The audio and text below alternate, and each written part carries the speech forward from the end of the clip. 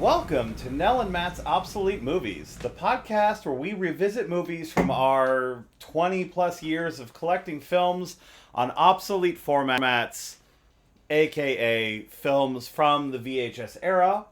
And our film for this episode is Teachers from 1984, and we have it on VHS. New old stock. Had to unwrap the shrink wrap, and it did have a remnants of a Walmart price sticker on it, but not quite sure where we got it from. Teachers from 1984, starring Nick Nolte, JoBeth Williams, Judd Hirsch, Ralph Macchio as the ethnic spunky kid. That was like his bread and butter for a few years as being the ethnic spunky kid, and he certainly is in this film. Also, Crispin Glover and Morgan Freeman has a small part in the film, and Richard Mulligan, and we're going to talk about all those people. But yeah, so this film, Teachers from 1984, which again, not many people saw when it was new, not really quick. So Nick Nolte is the kind of washed up mid-career teacher who was once great and idealistic and is now cynical and frequently drunk. There's this amazingly bizarre open sequence where, you know, all these like prison guards, but they're just security officers, let students into the school, and the main office of the school is like a 70s precinct house. Yeah. Like it's the precinct house, a New York City precinct house from a 70s movie. Office in the school, and the secretary, in referring to Nick Nolte's character, was like, oh, he wouldn't come in on a Monday. Yeah. And so it's this super surreal, super cynical film about this failing school that's being sued, and the kids are out of control, and at one point, like, Crispin Glover's character bites one of his teachers. There's another teacher who's just does ditto sheets all day, and his desk doesn't even face the classroom. The students look away from him, and he just sits there and reads the paper all day, and that's instruction. And the place is falling apart all day, and that's instruction. And the place is falling apart and completely out of control, and they're being sued because the kid graduated and didn't know how to read. So I wouldn't say it's completely out of control, because if you're a fan of like late 80s, early 90s teachers films, like those films, it's completely are running the hallways and things like this. So there is there is like Lean on Me. Yeah. So there's a sequence in the beginning of that film that is so violent. Yeah. And I saw it at such a young age. It still haunts me. And I for my students in the teaching and film class, I did not want sequence, to be honest with you. So I kind of didn't even bother thinking about putting it on the syllabus. So in the sense of like, compared to some other films that come later, you know, it is not as out of control as some other films that come later. Yes. So I will push against that comment with you. Mm-hmm. So to go back to the beginning, though, it is interesting because the kids are waiting to get into the school, and they have to undo all the gates to let the kids get into school. And so you're right, it does have this feeling of a jail, because the beginning sequence is all of them just the security guards unlocking each gate and letting each child in, each group of kids in, and then I literally never have experienced in my 20-some years of education having the such a busy front office as it does in this movie. Yeah, it's so ridiculous. Really, like I said, it looks like a precinct house as a kid who's been stabbed.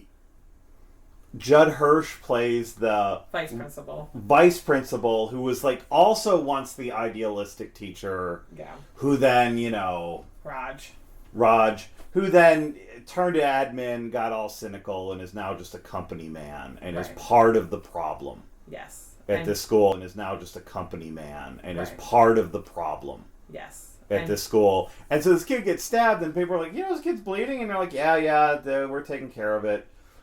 And he calls an ambulance, and the kid says, I don't want an ambulance. He's like, oh, it's not for you, it's for the insurance company.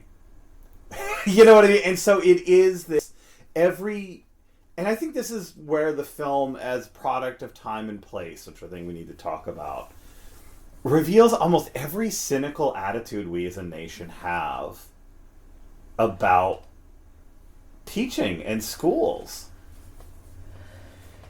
Yeah, I think I agree about this film on some points. But the thing about it that still to this day amazes me is that it talks about teacher burnout.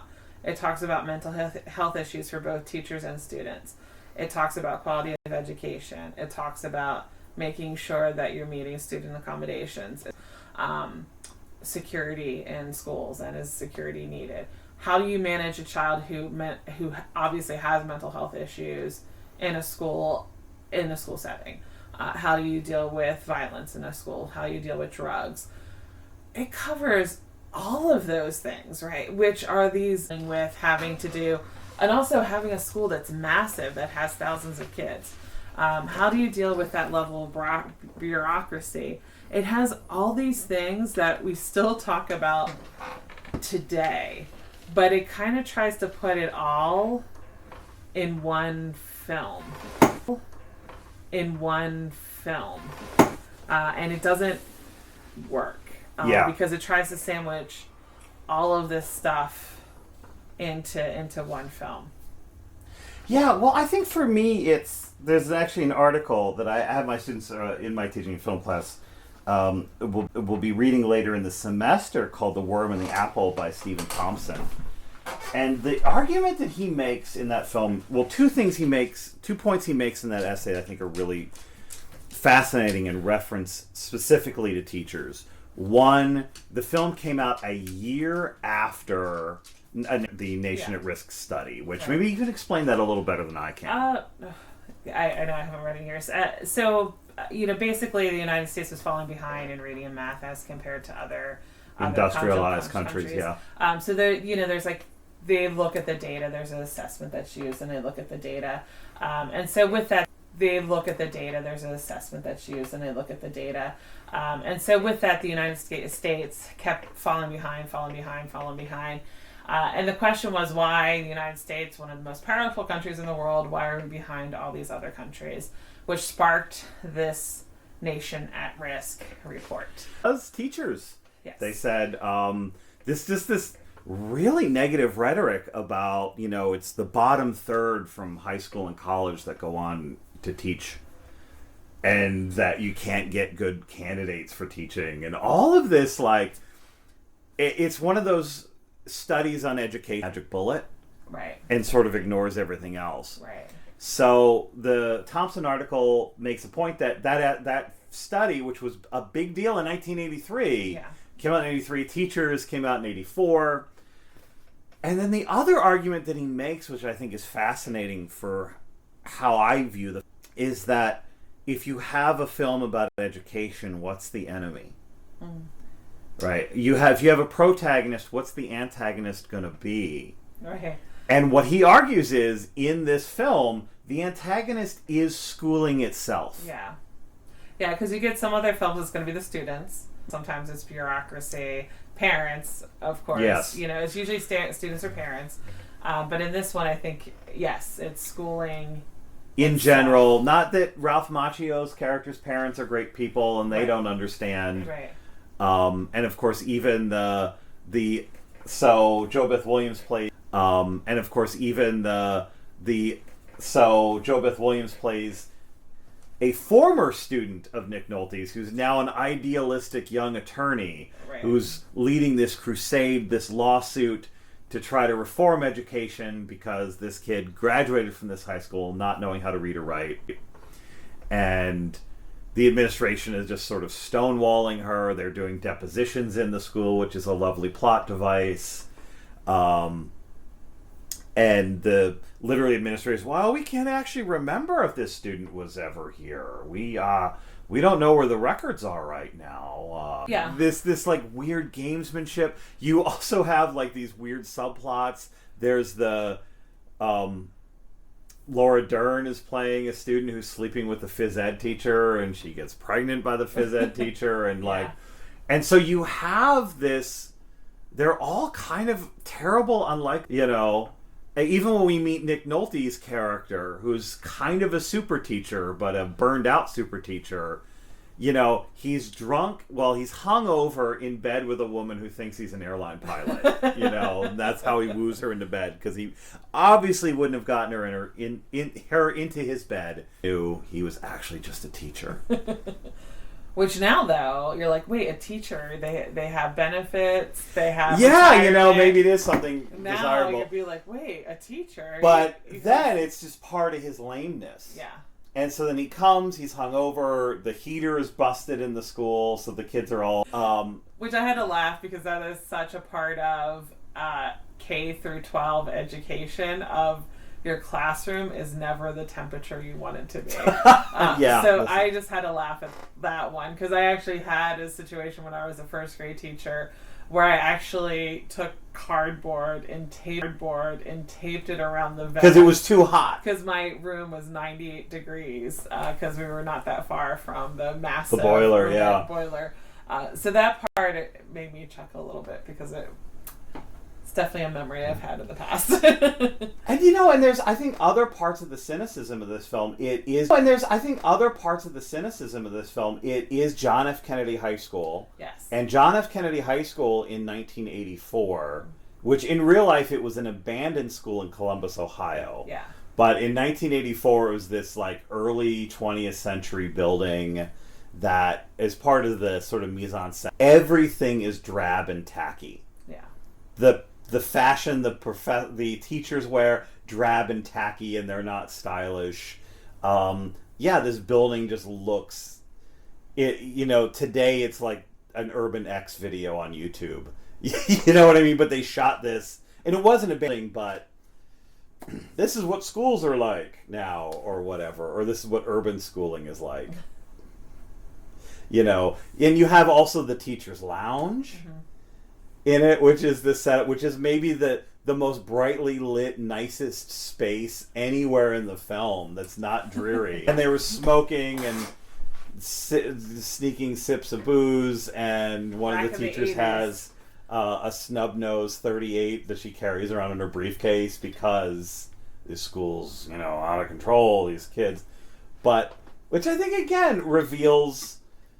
Yeah, later in the decade, you had other films that are much harsher and much more violent about schooling, and, you know, 1999's Light It Up, where they go back to a school like that, and then the students finally revolt and whatever. But yeah, I think for me it does take these issues and whatever. But yeah, I think for me it does take these issues and tries to take on too many of these issues.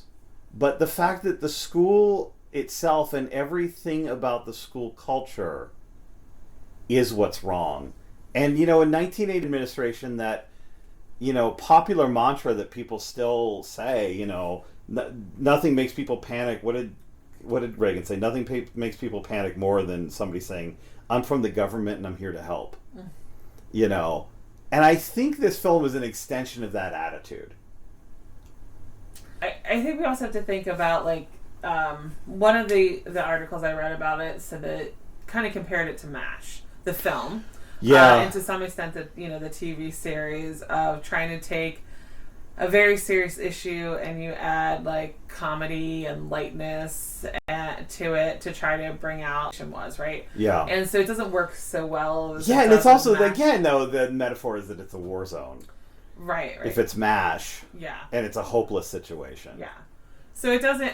So I think that trying to have that touch around education doesn't work very well. And, you know, gets me is that there are actually things that I really like about this film, actually, that I don't know necessarily you like about this film. But there's actually really... I would, if I was doing pre-service teachers, might show them this film. Really? Because I think there's some things that are never discussed. Show them this film. Really? Because I think there's some things that are never discussed, right? Things that are never discussed as you're learning to become a teacher. For example, what if a student does try to attack you, right? And so in this scene, a teacher's bit by a student. Mm-hmm. And Alex, played by Nick Nolte, runs in to try to save him. Bit by a student. Mm-hmm. And Alex, played by Nick Nolte, runs in to try to save him. And that is a reality for teachers. There might be a time in your life when a student attacks you. Yeah. They could try to hit you, throw something at you, slam something. We actually had a friend who had a student who threatened to kick her in the stomach while she was pregnant. Like, this is so there's some things in here that feel so real, right? Like, what do you do when you have actually something I was facing this week. What do you do when there's nobody out and you have to take on additional duties? And as a principal trying to figure this all out, and you're a teacher asked to do additional duties. What's it mean to be in a toxic teacher's lounge where you have people who might be discussing things that aren't great, that go against what you believe?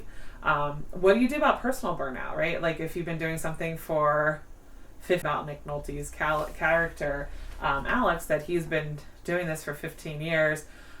You hear early in his career he designed like a reading program and all this other stuff that he no longer does because lack of funding. Yeah. And what do you do in that situation where you actually do want to help, but everything that you do, or lack of funding or other things happening? Or even the fact that the classrooms look like they have around 40 kids. Yeah. I counted. There was like 4 or 5 rows and it looked like 8 to 10 kids in a row. What do you do when you have 40 some kids that you have to worry about? So the thing that gets it for me is that, like, these are very real things that teachers have to face.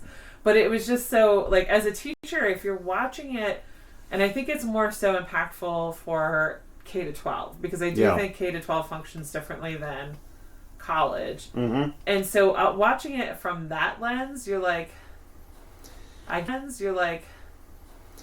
get it. Like, I get there's some things that are that kind of speak to me at a certain level. Yeah, but I guess on the other hand, for me, is the cynicism is also, it does play into the super teacher myth.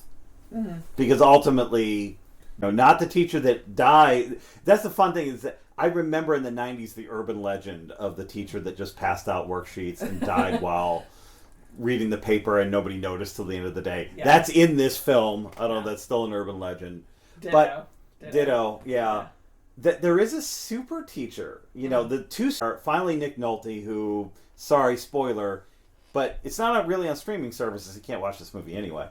That he gets it back together, and the lawyer convinces him by stripping naked in the hallway to say, "Look, I believe in you," or something, which is totally surreal. Also, a student gets shot to death in the hallway by the police. Yeah. And then they jump to the next scene, which is the other super teacher, played by Richard Mulligan, who is the escaped mental patient. Yes. And however, let's go back to difficulty of finding subs. Yes. But the escaped mental patient. He's not an escaped mental patient. He's a day patient. He's an outpatient, but he's a mental patient. Yes, a mental and patient. He, dresses up as George Washington and Abraham Lincoln, and then, which is funny because in a way, like, some of that pedagogy is a legit pedagogy. Like, you do things and be active learners, one. But again, part of that cynicism, it's part of Teach for America and the Bill Gates stuff, right? The people who can fix education are not people with education degrees or education backgrounds. 110%. Those are the people you bring in who really can fix the problem, not the actual teacher. Part of this film's deep cynicism. Yeah. And that, yes, it is very honest about some of these problems, but the super teacher can fix it because the super teacher is the super teacher.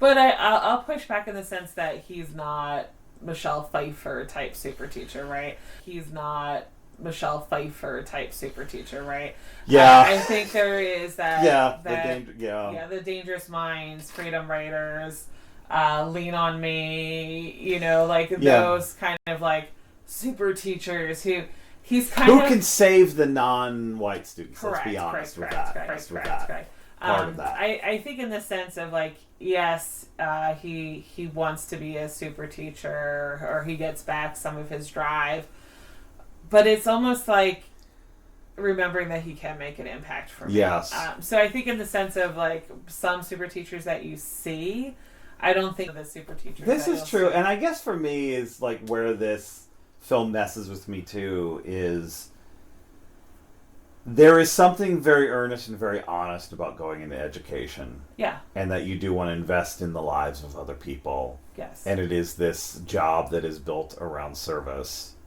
Ethically bad film. Well, it is that is very earnest and melodramatic. Yes.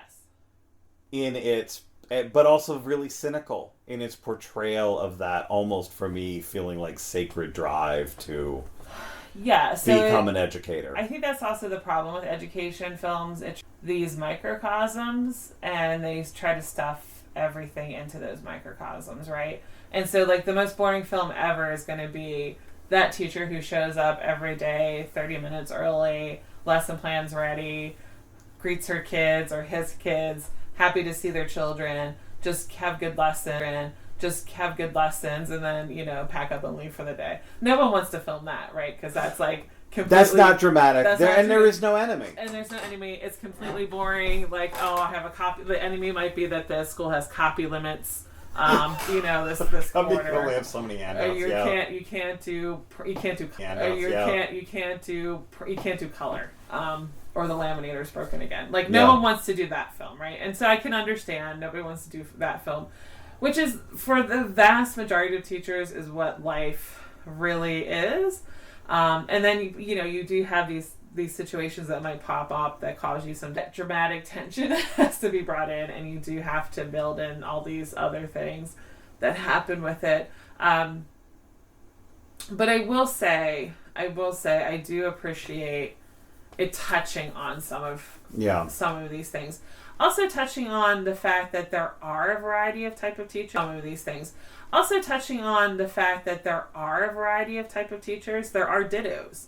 And that's the joke, is the teacher who dies, no one knows his name. They call him Ditto because every day he just makes a ton of copies. Which is a dated reference. It's a dated reference. A ditto machine was the thing before Xeroxes. Yes. Yeah, and so actually there's a professor in college that, when I talk about how that professor was kind of checked out, I would always say he gave Xeroxes of ditto sheets. His exams were Xeroxes of dittos, and people, oh my god, that's so old. But so ditto with the machine before the Xerox machine, and before the laser printer technology took over, was the ditto. And so so there's that teacher. I mean, they do some good teacher tropes, right? So there is that teacher who just kind of comes in, makes their copies, and that's all kids do all day. Then there's a teacher who struggles with classroom management. There's a teacher who's obviously afraid of her children. She brings a gun to school with her. There's the cynical teacher who is like, I teach social studies. Why should I teach reading? It's not my business. It even gets into principal tropes slightly, because the vice principal obviously is the one running the school, and you have the principal trope of not knowing what's happening in the school. Yes, I don't know these students' names. And spending the day in his office, relying on other people to run the school. So it does do a gambit of teacher tropes and principal tropes, or at least administrator tropes and principal tropes, or at least administrator tropes. And so the superintendent is power hungry and wants to, move forward in her career. You even have the union rep whose big fight is going to be, we're not going to work at 7:30, it's going to be 7:38. That's what we're going to do. 8 minutes back. We're going to get that 8 minutes back. We're going to get that 8 minutes back, and not, anything to do with quality of education. Correct. Which, again, deeply cynical film. But I do think, as you mentioned, so there's Nation at Risk that comes out then, which of course leads us to No Child Left Behind, which then leads to Common Core, and whatever the next thing is going to be. And whatever the next thing that's going to be that comes out of, we're in a crisis. There was the crisis in 1958 when the Russians launched Sputnik. Yeah. And obviously Life magazine did that thing about how can they do this? Everybody in the world is so much smarter than us, and our kids are... But I think a part of it is there's a deep cynicism towards education in general. And partially the reason why is because we've all gone through education and we all have opinions on it. Yeah. A majority of us have gone through K-12 education of some sort, and we all have opinions about it. And in that K-12 time, we probably encounter teachers we think are amazing, and teachers that we think are horrible, teachers that we think are inept, and teachers that we hated. And Yeah. so I think teaching is the one profession where everyone has experienced it for a chunk of time. That's a And good point. everyone has a very deep opinion about what's it mean to be a teacher. And I think there's this great cynicism about teaching because people don't typically remember that amazing teacher who came every day and worked really hard. They remember the ditto. And Yes. they remember that person worked really hard. They remember the ditto. And Yes. they remember that person. And I have to say it, I have to steal a line from one of my students and said, people just want the cake. They never want to see the ingredients. Correct. When it comes to good education and good teaching. Right. Correct. Ingredients. Correct. When it comes to good education and good teaching. Right. Correct. Absolutely. And I think we've also all had those teachers where we didn't realize we had cake until, years later. Yeah. Oh, that was cake. Yeah. No, it's true. That's absolutely true. It was made dish cake or something, but it was cake. Yeah. Yeah. And no, so that's absolutely true. But I think there's a deep cynicism because there is just a deep cynicism towards education in general. Yeah. And the thing is, people don't want to talk about the real reasons why education is not effective, right? And it goes allocation of funds, like all of those things, which are really uninteresting, unsexy topics, right? Yes, and also expensive. And expensive topics, and so we don't want to talk about to fix them costs money. Yeah. Well, it's also you think about then the way in which the students, what do you do with imperfect little people or imperfect teenage people, right, who are still developing, who might have their own traumas and their own anxieties. I mean, the Crispin Glover character who is gunned down at his locker clearly has mental health issues. Correct. And no one helps him. And no one still knows how to help that. Yeah. It's also like a bigger issue. Is like, and that character really spoke to me because in my experience as a teacher, I've worked in high poverty, urban communities where violence is a reality, and children walking home could experience gang Well, you fights. had that your one school.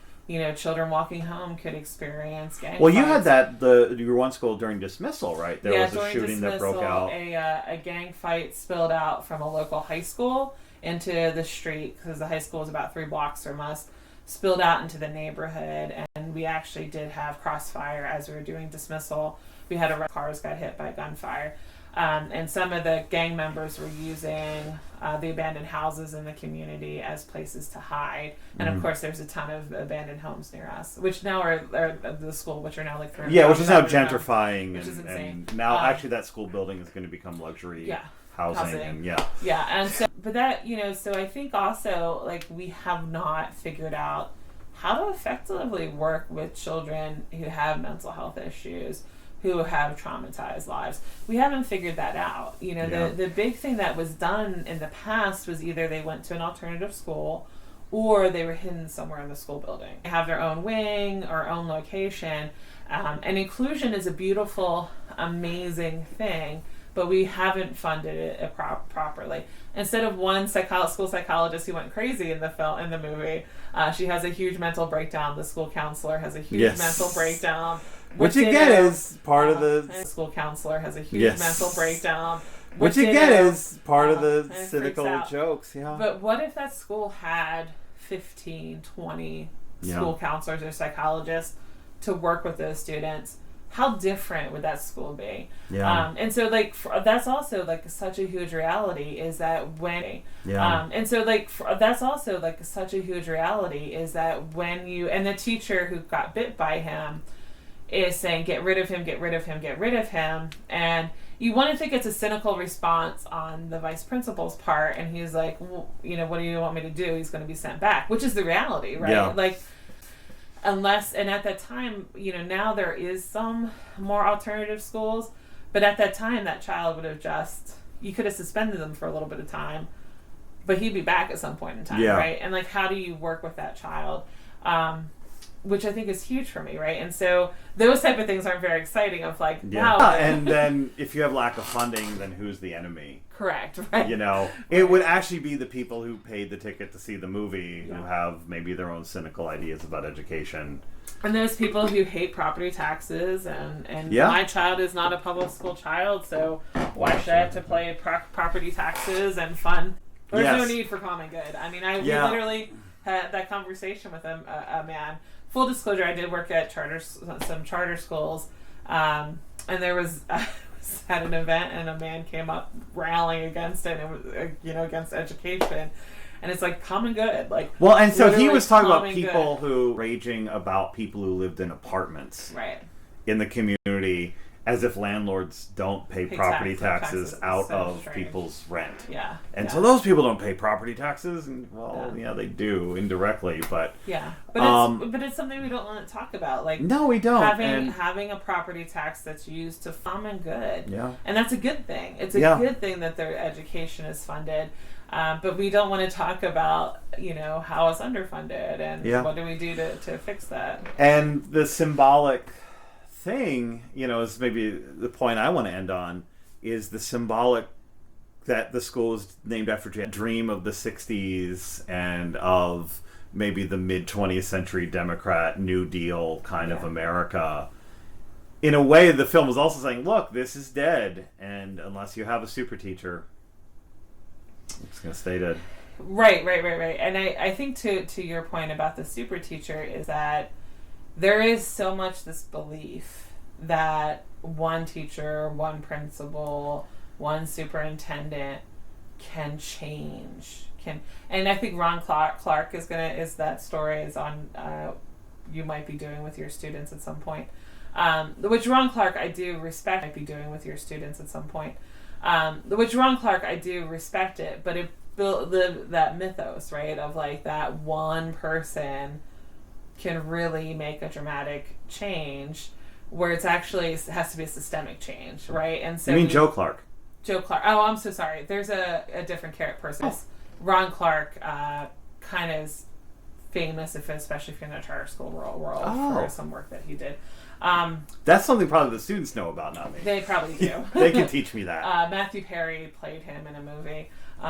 So anyway, there is that whole belief that this one person, and so it does put the onus on one person to make this dramatic change. And will you be that one person to make that dramatic change, rather than thinking about the whole system that needs to be changed? Yeah, so let's move on to the big 5 questions. The first one's, another toughie. 5 questions. The first one's, another toughie. Is it camp, retro, classic, or just an old movie? Oof. I don't know. I think it might be, part of it is retro, because it does feel so from the 1980s. And I think, when you read it in conjunction with academic articles about the representations of teachers in film, you have this real sense that it's a product of a time, a place, a zeitgeist, or whatever. Yeah. But it's also, it's just, I don't know, I think it's just an old movie for me. I mean, it's just an old movie for me. I mean, it's not good. Well, it also, for me, I was looking it up. It also kind of, for me, sets off, in a way, it's a harbinger film for me, because it sets off some, like, after this, you're going to get, I think I mentioned Stand and Deliver, Dangerous Minds, Freedom Riders. Like, you kind of, like, the trope of the urban. Yeah. It's Blackboard Jungle, but redemptive. Right. And I think that kind of, for me, it's, I wouldn't say necessarily it's a classic, but it's like, you almost need this, is the start of this certain type of film. And this certain so type maybe of it's cinematically important. Yeah. But not a terribly entertaining film to watch. Yes. I think that's a good way. So maybe it's just an old movie. Yeah.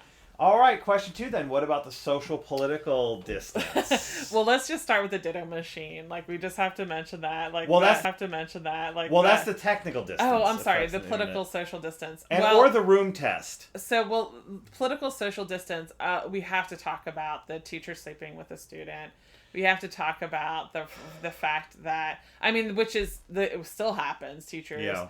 But even Nick Nolte's character, who's supposed to be kind of this honorable guy, when they mention that his former student is now a lawyer, he says something like, "Oh, does she still have a nice ass?" Yes, that's part of how he remembers her as having a great nice ass. Yeah, right. And so that's ooky. Like yes. that is definitely ooky.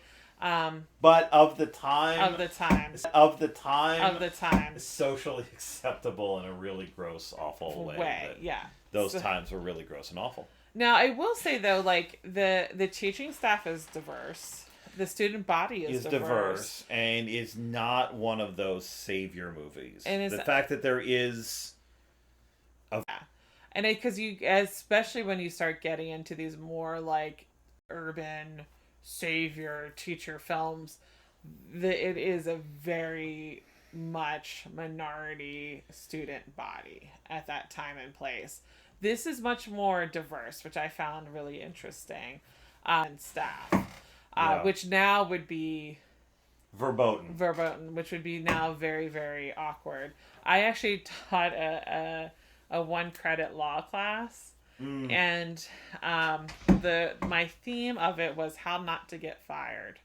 And at the time, because like a 1-credit law class, and my theme of it was how not to get fired. And at the time, because like I just didn't have time. Special education law is so complex that I just gave like a cursory of special education law. But really what I ended up talking about is the reason why you can get fired.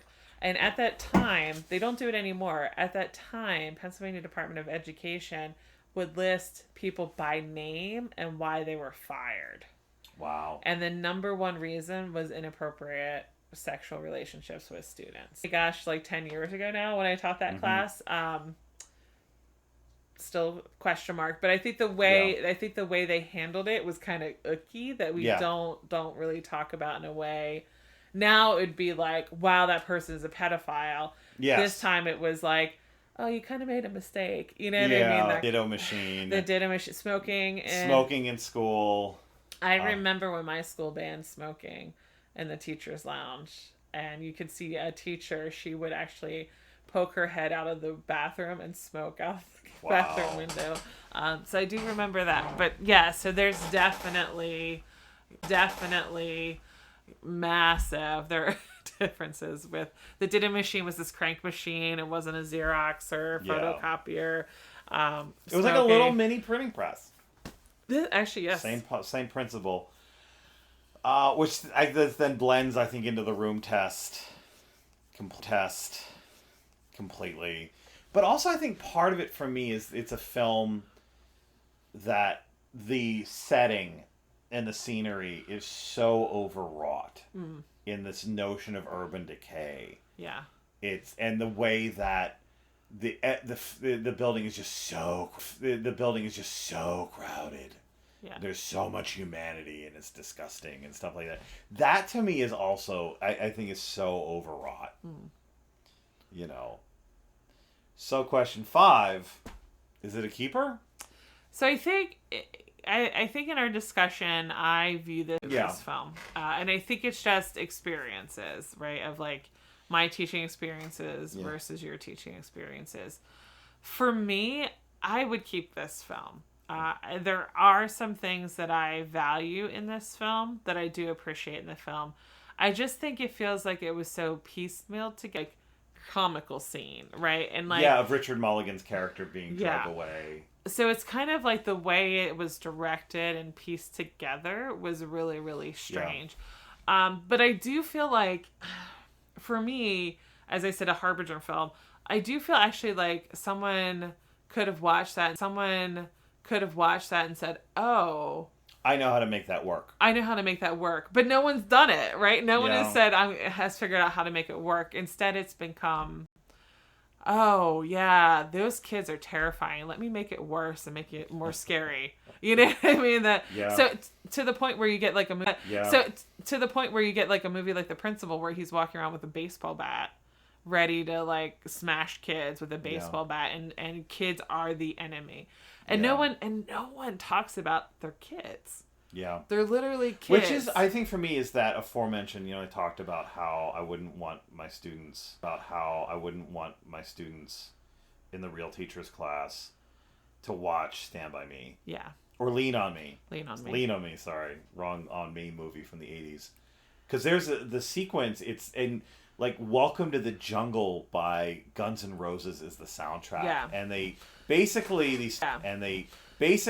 students, what I'm assuming, beat a young teacher pretty much to death. Yeah. I mean, which is super violent the way it's shot, and also really racist in its undertones,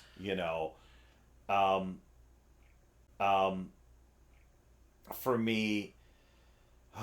And this trope still exists. There was I like podcast, and I was listening, one of the podcasts that I really like. They were interviewing an actually disgraced high school principal. She had been be the cleaning services. She was getting kickbacks, so she got in big trouble for kickbacks.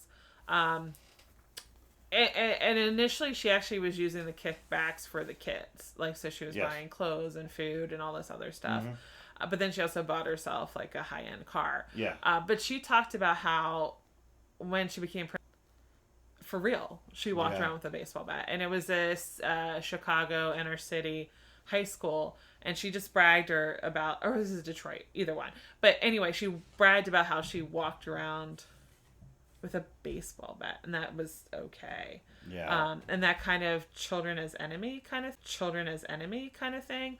Now, so for me, in the sense of, like, Nick Nolte's character doesn't view the children as enemies. Yeah. Which is nice. Which is nice. Which is rare.